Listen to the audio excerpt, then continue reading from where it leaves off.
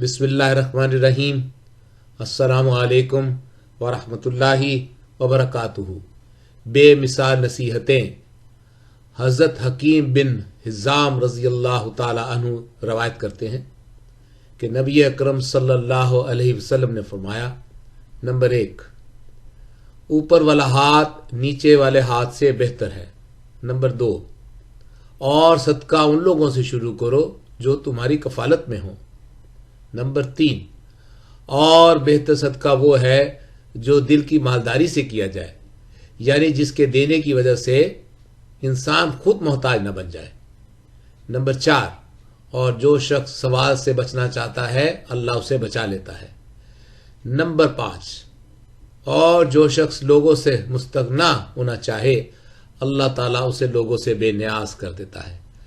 صحیح بخاری حدیث نمبر 1427۔ السلام علیکم ورحمۃ اللہ وبرکاتہ۔